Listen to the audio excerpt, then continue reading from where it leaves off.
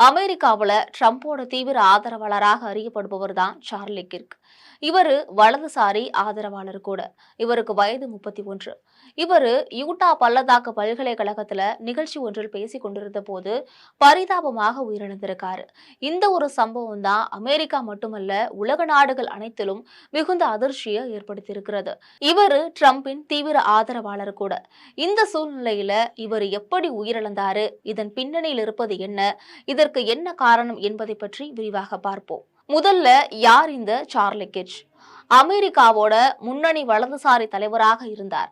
Donald ட்ரம்போட தீவிர ஆதரவாளரான இவரு 2024 தேர்தல்ல ட்ரம்ப் அணியின் முக்கிய உறுப்பினராகவும் இருந்தாரு. சார்லி கிர்ச் இஸ்ரேலோட தீவிர ஆதரவாளராகவும் இருந்தாரு. இதனாலதான் இஸ்ரேல் பிரதமர் பெஞ்சமின் நெத்தன்யாகு இவரை இஸ்ரேலோட உண்மையான நண்பர் என அழைத்தாரு.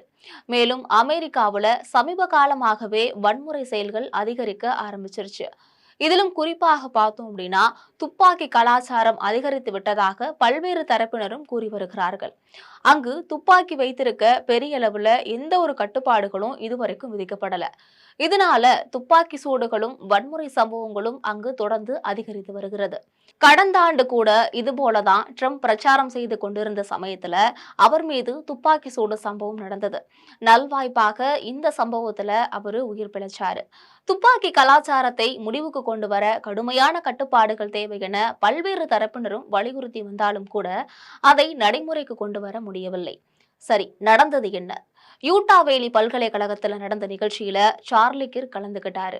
அப்போது ஒருவர் அமெரிக்காவுல அதிகரித்து வரக்கூடிய துப்பாக்கி சூடுகள் குறித்து கேள்வி எழுப்பியிருக்காரு. அதற்கு சார்லி பதிலளித்துக் கொண்டிருந்தாரு. அப்போது திடீரென்று அவர் மீது துப்பாக்கி சூடு தாக்குதல் நடத்தப்பட்டிருக்கு.